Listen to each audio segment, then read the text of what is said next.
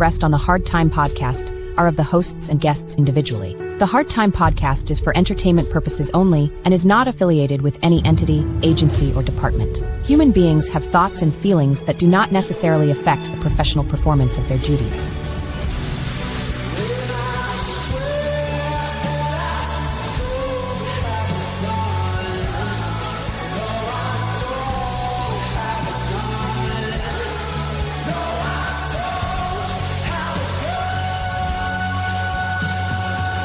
So they always want to try, but we've got to be proactive. Officers being praised for their quick actions. Got to still remain professional and do a job. County Sheriff says, quote, they are heroes in my book. Regular day at the office.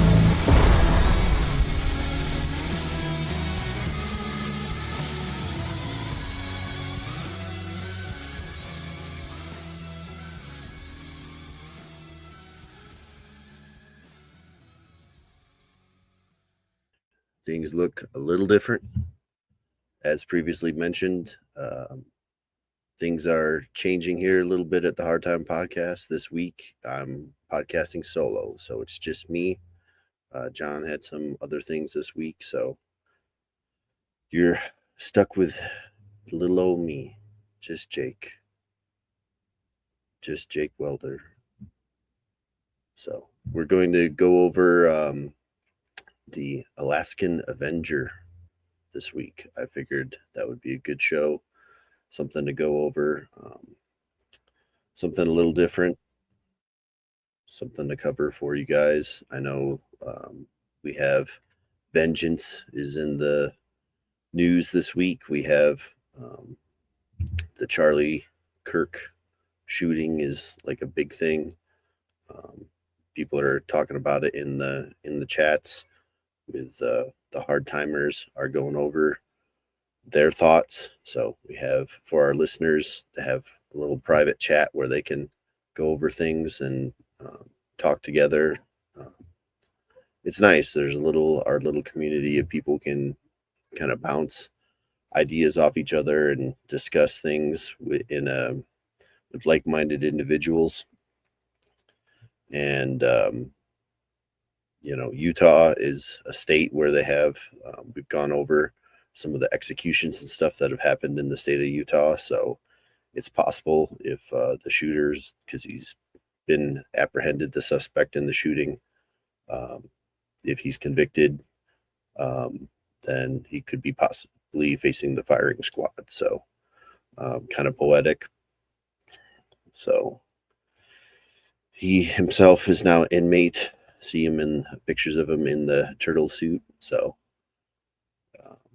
that drama's unfolding. A sad situation for Charlie Kirk's family. Those people that are, fans of his, and just a sad situation. Young man that, regardless of what you thought about his politics, seems like he was well respected by a lot of people. He had a lot of, he would listen to people and engaged with a lot of people. And it seems like people on both sides of the aisle, he had a lot of respect for him because he, engaged and was respectful to them and gave them a platform. So not a lot of people that would put themselves out there like that. It was a dangerous thing to do. I mean, I don't put myself out there as far as my location. It's a dangerous thing to do, live streaming, or being in person, doing in-person events. It's a risky thing to do. Not that he deserved what happened at all, especially having a young family. So really, really sad situation. But like I said, let's see, this week for myself, I don't have John to see what he's up to. He said he had a busy week, had a lot of stuff going on. So he's taking the week off from Hard Time. He's got some other stuff he's working on. So like we discussed, things are changing around here a little bit with our schedules not meshing up so well. Sometimes I'll do an episode. Sometimes he'll do an episode. I may, because I have StreamYard now. I didn't for a little while have my own StreamYard set up, so I may try to batch record some episodes. So we'll have some kind of solo episodes set up so that we'll have some ready to go in case we need to. And then John and I will get together and do some. Maybe John will do a solo one every so often. So, families have moments like these where as they mature and things, go on in time, sometimes one parent or the other parent have to spend more time with the children. So this week, you have me. So it's my week with the Hard Time family. So that's what you get. You get to spend time with me this week. So we've mentioned before the Hard Time merch. I'm not going to bring up the screen and everything, but we have mugs, we have t-shirts, we have getting into sweater weather in not if you're down under in shorty rides, getting into more like sleeveless. I don't think we have sleeveless. You'll have to just cut off your own sleeve, shorty. Buy a t-shirt and cut the sleeves off yourself. But here in the northern hemisphere, getting into sweater weather, so get yourself a hoodie get yourself some Hard Time swag. And I'm sure that John would appreciate it because all that money goes directly to him. So, and then I appreciate everybody that's subscribes. That's going to keep StreamYard on, keeps my children going as well, keeps them comfortably buzzed. So they're winding down for the evening now. This is kind of Hard Time after dark. So depending on how my schedule goes, it's a Friday evening right now as I'm recording. So I'll, like I said, try to get a few of these recorded and get some ready so that we'll have some on deck ready to go for you guys. So I guess at work, not a whole lot's been going on. We had this week kind of hurry up and wait. I had a few people that were that would not provide like a link for us for a meeting. It's been kind of an ongoing thing where they're supposed to provide for us a link to a meeting, and we tell them, hey, we need this in advance. We send multiple emails, make phone calls and stuff, telling them this is what we need. And the guy that sets those up regularly, he's very diligent about doing that. And he was getting ready to leave for the day and told me, hey, we still don't have anything for this meeting. I got to get going. It's Friday. And if they end up sending it, great. If not, then we're going to reschedule it. And he does a really great job bending over backwards to accommodate these people. And the person sent me an email after the meeting was supposed to start. I didn't pull the person for the meeting because I didn't have a link. So I'm like, hey, if you're not doing your job, then I'm not worried about it. I'm going to move on to the next thing. So we've got people that have stuff to do. We're just moving on. We have a whole facility to run. The entire place isn't going to stop for people that can't be bothered to do what they need to do. So I get a email about 10-15 minutes after the meeting was supposed to start from the person that was supposed to provide the link, asking, saying they didn't know the meeting hadn't started, and saying they didn't know that asking if we got a link, and saying they didn't know that we didn't get a link, and if they sent one, if we could get the meeting started. And I replied and said, no, we had, several attempts we did have several attempts to get a link from you. And I know there were, and you didn't respond. You never sent us a link.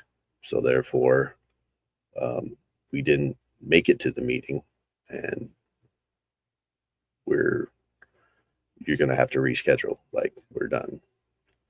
And the person was kind of upset. I actually got a call from administration. They're like, there's nothing you can do to accommodate them. And I've told them this has happened a few times, and, basically fuck them, because I'm not going to bend over backwards for them. I'm backing up our guy because he's frustrated. He does a good job. He does his job. We're there on time, making sure, bending over backwards. We've been there ready to go, and, waited 20, 30 minutes for them to provide a link afterwards, and then had these extended meetings and stuff going and pushing other stuff back in order to make these meetings happen. Even though they can't seem to get their shit together, get their poop in the group, and pushing other people back. And it's not fair because they can't get their shit together. So we're basically done. And I told admin, I'm backing up my guy. I'm not doing it. So, and I'm like, I'm getting ready to go for the day. They're like, there's nothing you can do to make this meeting happen. And I'm like, I could do it personally. I could drop everything I'm doing, but then you're paying me overtime, and I'm not going to be in my briefing to get ready to go for the day, because I'm going to be in the meeting to accommodate these people. So if that's what you want me to do, I can do that. But then you're going to pay me time and a half to sit here in the meeting. So they didn't want to do that. So that was, I know, not super thrilling. It's not like John grabbing somebody by the throat, but that's kind of how things are going these days. It's like, getting stuff ready and getting people where they need to be, getting people to court on time, doing releases and book-ins. We booked somebody in who was extremely intoxicated. It took all day basically to get the entire book-in going. We got most of it done except like one key thing we didn't have a photograph. So I had to wait several hours to be able to get the photograph so that I could send off my paperwork. And then once we did that, then we were able to get like the medical and the other stuff going. So I was kind of behind the 8 ball all day because we had somebody that was in. But again, like I said, the guy that does the meetings, he was like, hey, I talked to the staff. We understand she's under the influence. So for the meetings and stuff, I told them this person's not going to be able to participate in the normal meetings in court. So we're going to push stuff off because this person's too inebriated. So, he's a good guy. He does his job. He knows what he's doing.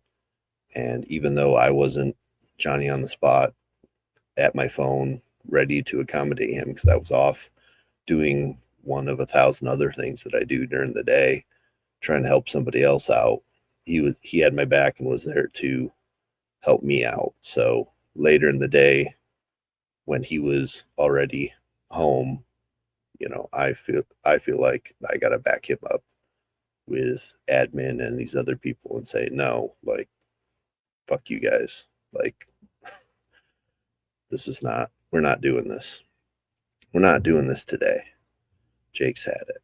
So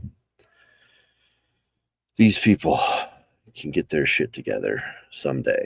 Not that I'm perfect. I was late for one appointment this morning by a few minutes, but we got shit together.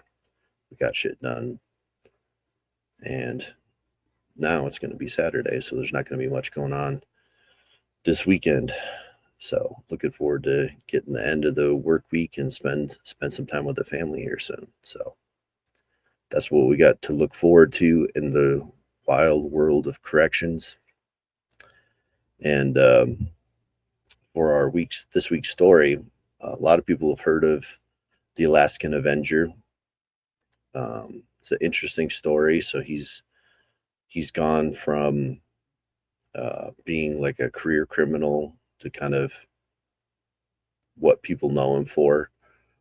Some of the crimes that he committed that got him in jail, and then him coming out of jail, and then some of his more recent things, and then we'll talk about like him getting out of jail, and then what he's doing now. So we'll get into like the modern stuff, like what he's doing, and kind of what his. We'll talk about the whole vengeance thing, and then also kind of what he feels should be the lesson for others. And it's pretty interesting, kind of what he came up with as far as his sentencing. So there's a lot of interesting stuff in this story. This comes from the Anchorage Daily News. Again, he's an Elastic Avenger, so he's from Anchorage. Anchorage man who attacks sex offenders hopes his story can be a lesson for others. So his name is Jason Volkovich.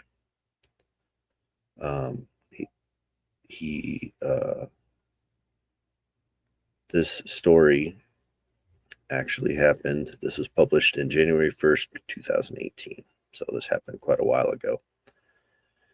And this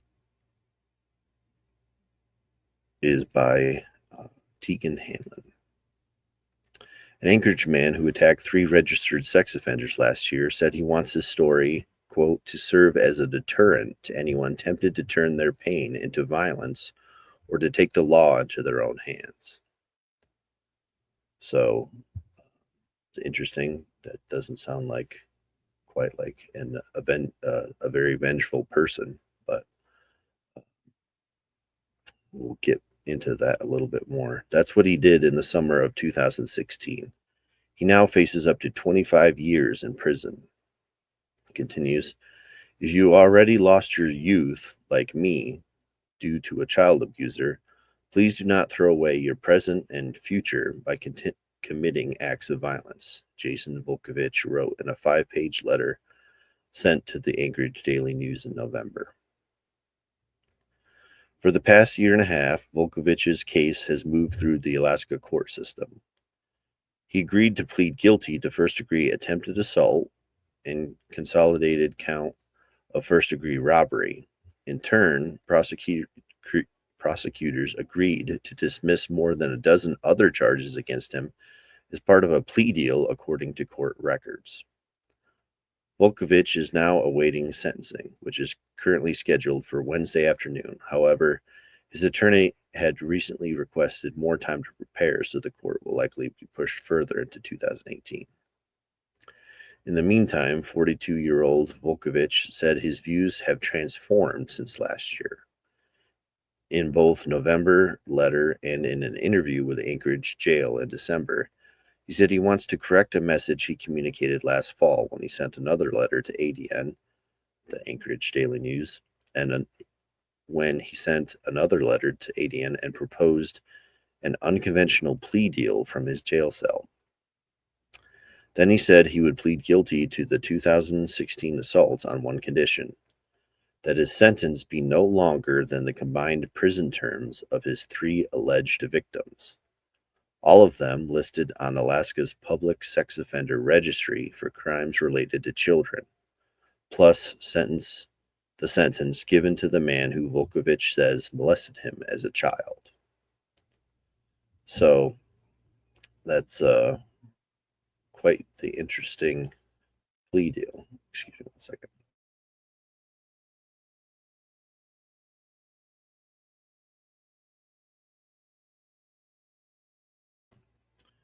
So he's his counteroffer is that instead of for a reduced sentence, that his sentence be the same, no longer than their combined prison term, his alleged victims. And for those who aren't aware, he chose to victimize sex offenders.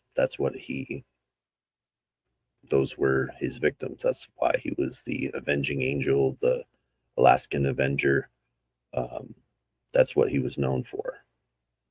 So, and his motivation comes, like he said, from the being molested as a child. Him and his brother, that was their motivation for getting involved in this crime spree of and now, he goes from being this avenger, and he's going full on into this. He wants to avenge, he wants to get involved in beating up as many of these people, chomos, child molesters, as he can, rock spiders, as they're known down under. He wants to, beat up as many as he can and avenge, these children. And now he's saying, he has a change of heart, that he doesn't want to encourage people to throw their lives away like he potentially has by doing these things. So it continues here, the article. It says, now Volkovich says he wants to tell people there is no place for vigilante justice in an ordered society. He said he also wants to deter others from following the path he did. He said he was abused physically and sexually as a child. He never got help and had no self-worth. He turned to crime and cycled in and out of jail cells for decades. I'm far from perfect, a flawed and imperfect individual like everyone else, he said during an interview in a small room in an Anchorage jail. However, it's important to me that someone else who was born and raised in Alaska, who had a similar upbringing, doesn't end up with this outcome, because quite candidly, it sucks. So it gets into the 3 attacks. In December, Volkovich wore a yellow prison uniform, his arms covered in tattoos, his hair dark and slicked back. 3 teardrops are tattooed under his left eye. He says they stand for the 3 doors of the mind. Above his right eye, there's a Latin phrase which means the fraternity of angels. Prosecutors say that in June 2016, Volkovich carried a notebook with a list of names, including Charles Abney, Andres Barbosa, and Wesley Demarest. Over 5 days, he entered the homes of the 3 men uninvited and hit them, sometimes with fists, in the case of Demarest with a hammer, knocking them unconscious. He also stole from them, taking items including a truck and a laptop. According to a bail memorandum signed by Assistant District Attorney Patrick McKay. In an interview last year, Demarest said Volkovich called himself the avenging angel for children hurt by abusers. Volkovich told police he targeted victims based on their listing on Alaska's sex offender registry, according to the memorandum. The online registry includes their home addresses, work addresses, and convictions. Volkovich carried out his first attack the day after he got out of jail. He said he heard about the 3 men through the grapevine, but did not know them personally. He said he felt like he had to confront them. I thought back to my experiences as a child and felt overwhelming desire to act, he wrote in a November letter. I took matters into my own hands and assaulted 3 pedophiles. So those were the 3 crimes. We'll get into a little bit more. I looked up the 3 people in the registry. I used the same registry that he did to look them up and a little bit about their crimes. That describes, of course, what he did to avenge, how he felt, avenge those young people. That's what he became famous for. But this gets a little bit into his background. It says this is a history of crime. Volkovich was born in Anchorage in 1975. He said he never knew his biological father. Around age 4, his mother's husband adopted him, and he said later abused him. Both of my parents were dedicated Christians and had us in every church service available, 2 or 3 each week, he wrote. So you can imagine the horror and confusion I experienced when this man who adopted me began using late quote, prayer sessions to molest me. Also, he beat me with a custom-made 2x4. Volkovich identified his adoptive father as Larry Lee Fulton. A court document filed by Volkovich's attorney in an early criminal case also details his childhood of abuse and molestation by Mr. Fulton. A 1989 Anchorage Daily News article said Fulton was found guilty of second-degree abuse of a minor, but revealed a 3-year suspended sentence, meaning he didn't have to serve any active time in a prison cell. Volkovich wrote that after his sentencing, his family moved to Wasilla, where he was homeschooled. He said he received no counseling. No one ever checked in. When I was a little kid in my house, if some tatted up guy would have kicked in the door and beat up the guy that was molesting me, I would have said, "Yeah, woo, I knew it. I can't believe it. Thank God," he said, because nobody cared. His brother ran away, he said, and later he did the same. I mean, I dealt with things in my childhood, but nothing that approaches that. I can't imagine, especially under the specter of you know, what you would hope would be a loving household and a Christian, quote unquote, Christian household, for that to be used to, abuse you.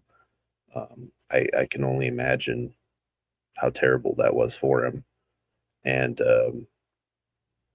as a child, just picturing somebody coming to your rescue, and, him wanting to embody that, wanting to be that person that could come to the rescue, possibly of somebody by, avenging them. I get it. I get where he was coming from. But the article continues. Volkovich's mother could not be reached for this article. According to a letter she sent Volkovich in jail this year, Fulton is dead, his ashes scattered in Alaska. Volkovich said he moved to Washington State around age 16 with no form of identification. He started to steal to support himself, mostly from gyms where he knew people left their wallets unattended. From that point on, I turned into a thief, he said. He said he was arrested for the first time about 5 months after he got to Washington, then again 9 months later. He said he worried that if he went to a homeless shelter somewhere else to get help, they would call his parents and send him home to Alaska, so he kept stealing. Being a thief and a liar fit nicely with my lack of self-worth. My silent understanding that I was worthless, a throwaway, he wrote in his letter. The foundations laid in my youth never went away. Volkovich said he spent later years moving often, following construction jobs. If he got laid off, he would return to stealing. Time and again, my choices reflect a lack of concern for myself and others, he wrote. Many, many nights I simply wanted to die. According to court documents filed in Alaska, Volkovich had a criminal history in Washington, Oregon, Idaho, Montana, and California. Volkovich said he moved back to Alaska about a decade ago. Here he's been convicted for a string of charges, including theft, possession, controlled substance, assaulting his then wife. Asked in December about the 2008 assault charge, he denied abusing his wife and their 2 children. Efforts to reach her were unsuccessful. She and I probably had a couple of wrestling matches, Volkovich said. The next subtitle is, quote, a simple man. Volkovich described himself as a simple man. I'm a complete and utter failure by worldly standards, but I've learned a lot, he said in a jail interview. His attorney, Ember Tilton, said he believed Volkovich could be under some type of correctional supervision. For a very long time, received treatment for post-traumatic stress disorder and participate in a program for violent offenders. He did not believe his client should be treated like a number and handed a cookie cutter sentence. I do not think he needs to be punished, he said. He's already been punished. This whole thing started out as a punishment of a child who didn't deserve to be treated that way. When people don't have the opportunity to address childhood issues, he said, they don't behave well. Volkovich certainly didn't, but he needs help, he said. The cycle will continue in society, not just for Mr. Volkovich, but for others if he can't do something to stop it, he said. McKay, the prosecutor in the case, said Friday it would not be appropriate for him to commit Volkovich's letter or the upcoming sentencing at that time. Demarest, one of the men Volkovich attacked, said that he would prefer if Volkovich is not walking around while I'm alive. Demarest, 68, spoke in slow, disjointed sentences in an interview Friday. Volkovich broke into his home last year and smashed his head repeatedly with a hammer. Demarest said he's lasting traumatic brain injury. It's hard for him to string words into sentences. He lost his job. He can't pay his rent. It's pretty well he destroyed my life, he said. He got what he wanted, I guess. Well, I could say, you could probably say the same of Demarest's victims. If you're a child molester, you've destroyed at least one life, if not several lives. Volkovich said he did not intend to injure Demarest as seriously as he did, and he regrets that deeply. He said he hopes one day to have some freedom, but that's not what's important to him. Is to share his story to people to avoid the pitfalls and traps he walked into when he channeled his pain and hate into crime. He advised people who had suffered abuse to talk to someone who loves them, not to act out. I began serving my life sentence many, many years ago. It was handed down to me by an ignorant, hateful, poor substitute of a father, Volkovich wrote. I now face losing most of the rest of my life due to a decision to lash out to people like him. To all those who have suffered like I have, love yourself and those around you. This is truly the only way forward. So, I mean, again, you read a lot of, or you hear a lot of the sob stories of, backgrounds of inmates and stuff and things that they've gone through, that things that happen to you that affect you, and use it as an excuse to, commit crimes. I don't really, care for using that as an excuse for all of this, but I get, where he's coming from as far as it's interesting that he's saying he went from wanting to be the Avenger to now saying he doesn't want to encourage people to go down that path.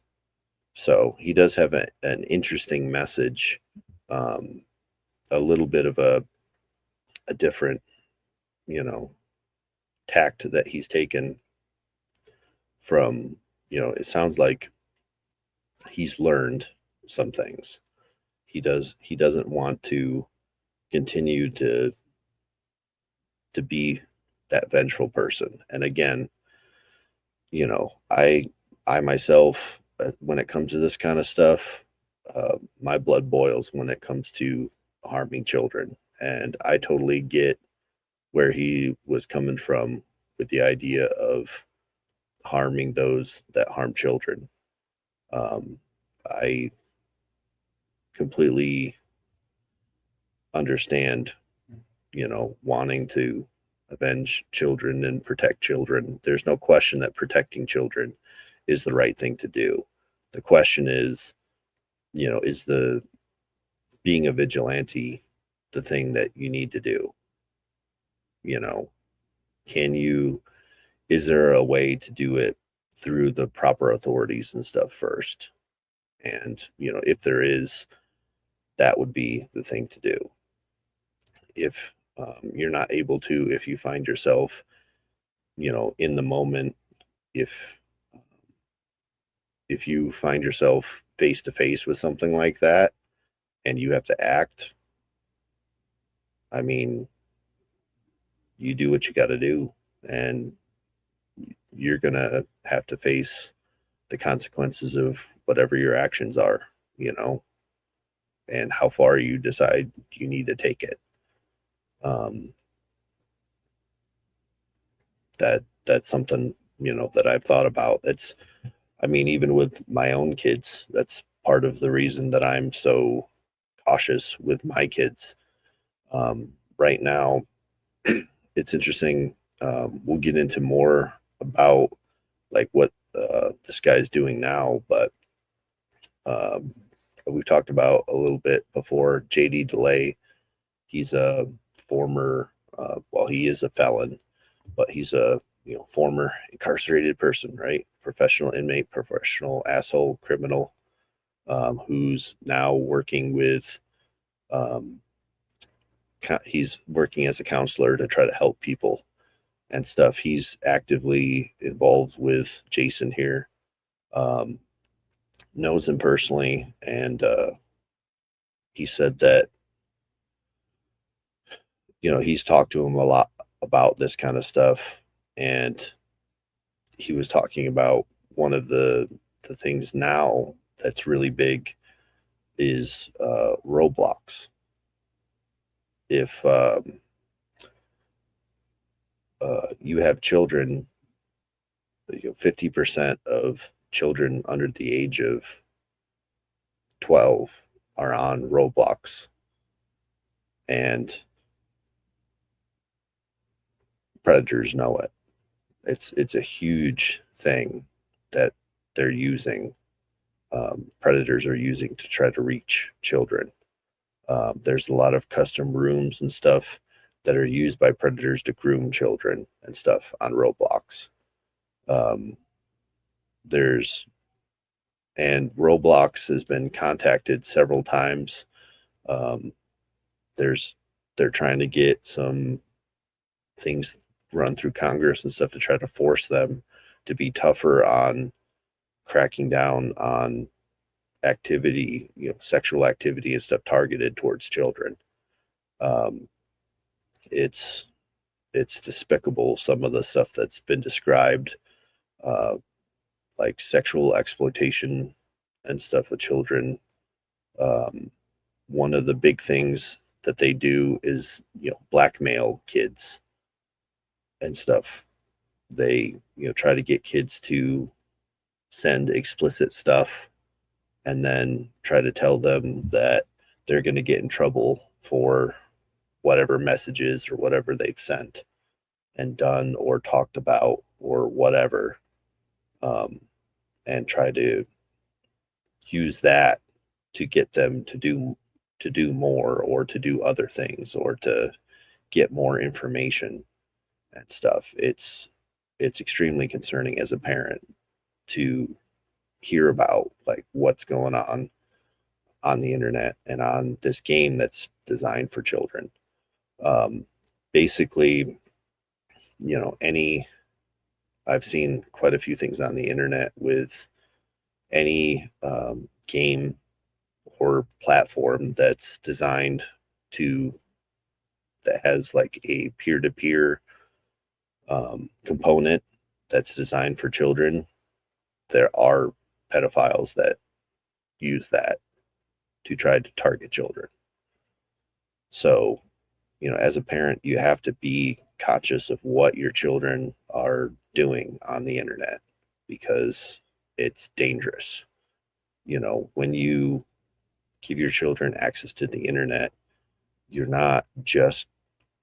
giving your children access to the world, but more importantly, you're giving the world access to your children. So you have to be extremely careful, and know what your children are doing, and know that your children, help your children, especially with like the exploitation stuff.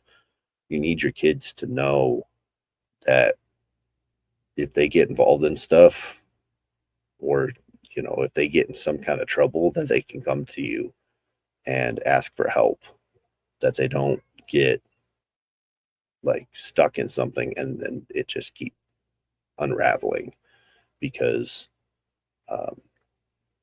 that's what they try to do, is trap your kids with something and blackmail them, and it's fucking terrifying.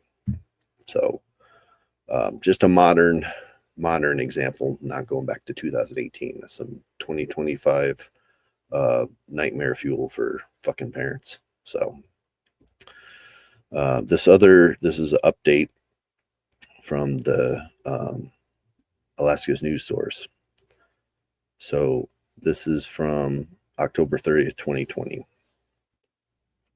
Article by Cheyenne Matthews. Anchorage man who attacked sex offenders loses appeal that PTSD factored into his crimes. Anchorage, Alaska. A man who called himself an avenging angel for attacking sex offenders has lost his appeal to have his PTSD be considered as a mitigating factor in his sentence.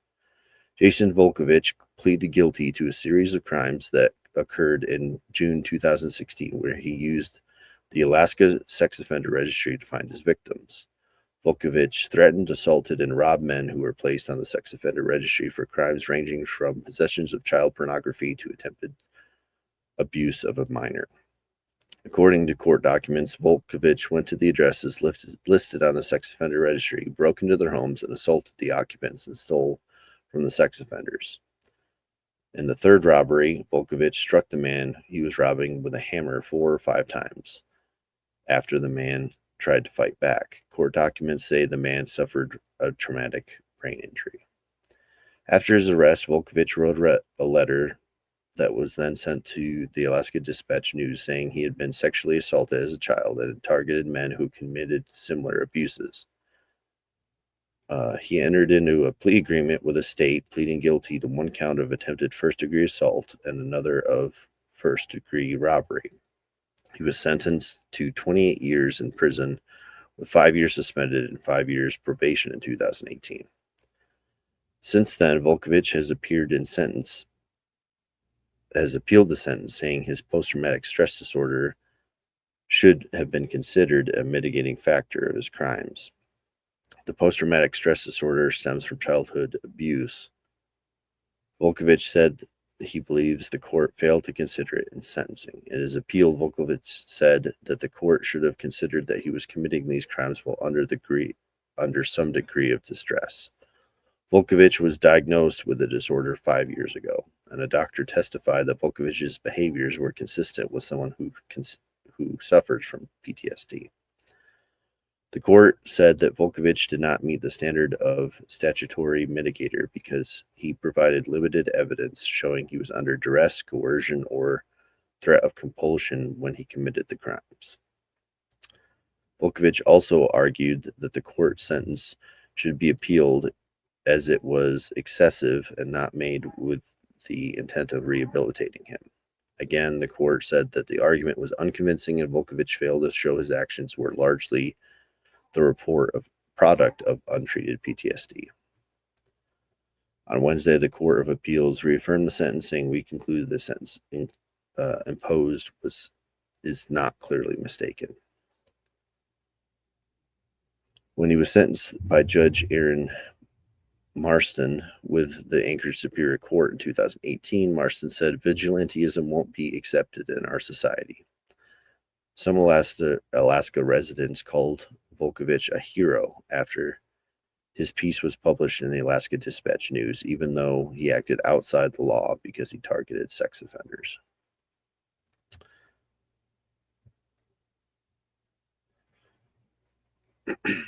So here's a kind of a overview of what's gone on with him. So he was sentenced to 28 years in prison with 10 years suspended, so 18 years. In April 2023, he actually won a parole hearing. So he was granted parole in late 2024. He was actually released on parole. And he got involved at that point with social media, and he got involved. He actually had a YouTube channel, and started a YouTube channel, started mostly with like short form stuff on there. And some of the things that he was saying on there, again, was kind of, his comments were leading towards vigilantism and treatment of pedophiles. And because of his comments, his social media posts, they said that he was in violation of his conditions of release, and they briefly sent him back to prison for that. So, so he went back to jail, and then April 2025, after being reincarcerated for making the social media posts, he was released again under stricter parole conditions. So now he is out on parole and is required to wear an ankle monitor. So now he's out. He's able to be a member of society and try to contribute. And I'm not sure, I haven't like really dove deep into his channel and stuff about, you know, where he's kind of gone back and forth on the avenging angel and then saying, you know, don't do these things, don't be like me. When he was considering, you know, the sentencing and stuff, he was saying, you know, don't do these things, don't throw your life away. And then when he got out, he started, you know, making comments again, going a little too hard in the paint with his comments, got himself in trouble, got himself thrown back in jail. So if you look up the great state of Alaska Department of Safety, the sex offender registry / child kidnapper registry brings up Charles Lehman Elby as the registered sex offender. Gives his address and everything, which we won't get into, but it brings up that he has sexual abuse of a minor too was his charge. So in the state of Alaska, that means that he knowingly engaged in sexual contact with a child, encouraged or engaged in sexual contact with another person, and the defendant was between 13 and 16 years of age at the time of the sexual contact. So, not, like I said, not a great guy. This is one of the ones that was brought up that he struck with his hands, that he beat up. Andres Barbosa was another registered sex offender. He was charged with possession of child pornography. He's still in the database. Still piece of shit. Still has his stuff on there. Wesley Demarest, his stuff he's not listed anymore. So he's either no longer in the state of Alaska, or I wonder if they took some of his stuff down or sealed his records after the publicity and stuff, and, you know, the extenuating circumstances of, you know, getting his head bashed in with a hammer.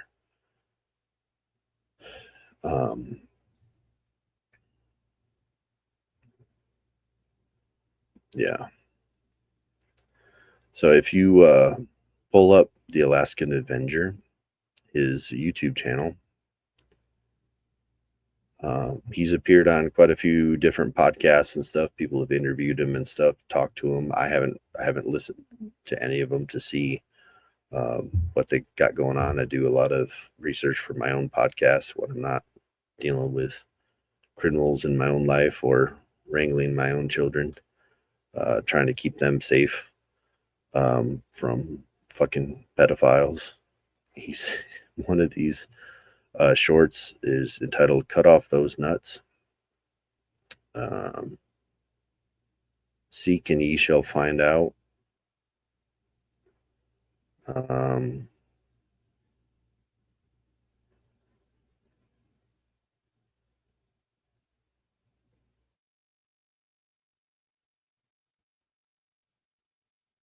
Bring on the firing squad.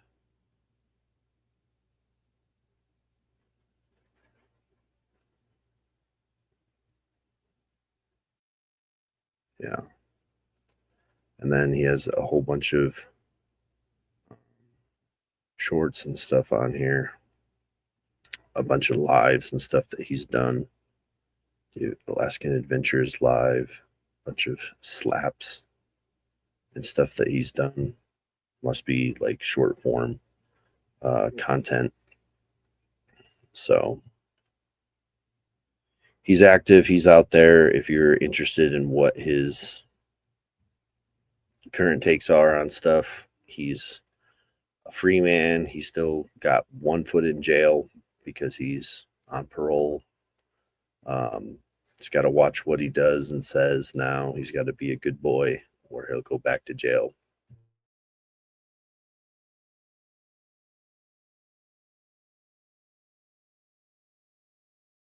Kind of like we all do, right? We all have to behave or we're a couple bad decisions away from going to jail. I have to remind inmates of that all the time. Like we're all a couple bad decisions away from going to jail. Like they're not really that special, but they're on the radar. We know who they are. The judges and police know who they are. So it's yeah, they're just, in his case, he's famous for beating up pedophiles. And I guess I kind of see where he's coming from as as an adult, as somebody who's been in the juvenile, in the justice system and stuff now. I feel like you should try to let the justice system handle things when you can, whenever possible. Try to let the justice system handle things. I do agree with that. But there's still part of me that is like, has that vengeful spirit that wants to get my hands dirty. And that if somebody ever touched a hair on one of my child's heads, I can't say that I wouldn't want some vengeance myself. And that's why I guard my children so closely. I'm so protective about who they're around. And yeah, it's going to be interesting getting into the school years and stuff now, having them around friends and stuff, being careful like who they spend time with and like spend the night with and stuff like that. It can be, I want them to have fun. I want them to have friends, but I also don't want them to be victimized by fucking creepers that are out there. So I want my kids to be safe, and that's going to mean saying no to some things, and I want my kids to understand that. So yeah, I'm going to be that parent. I'm going to be the one that is a little overbearing and has some rules about some things, and no apologies. So, well, it's a little bit different of an episode. Thank you for hanging in there with me tonight, putting up with just little old Jake this evening. I kept the lights on for Shorty rides because she said it's too dark in here. My power strip went out the one night, so I have just like a triple outlet. So I have like one monitor, I have the computer, and the one light that has like the colors and stuff. I don't have like my key light. I can't plug. I have to choose one light to turn on. So, but kept the light on today so that Shorty rides could see me. Appreciate Shorty and Silamander and Felony Melanie and all you regular listeners out there keeping the lights on, literally, and all your support. Appreciate it. So the Jake joke, I don't have someone to ask this week, so I guess I can kind of I can tell it in a little bit different format here. I can say that I can come clean and say that I've been stealing garden ornaments from my next door neighbor who shall remain nameless.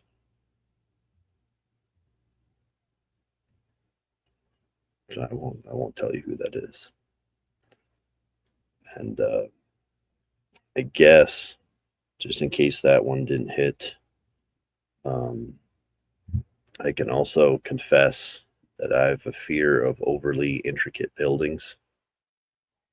So I can tell my audience that I have a complex.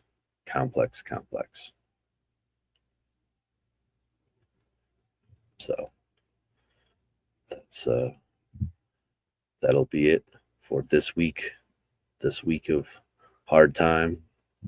I appreciate everybody hanging out for just under an hour, and we'll see you again next week. I'm not sure if it'll be me, John, or me and John. You guys will have to stay tuned and see what happens next, and we'll see you then. And until then, I will say goodbye, Jake.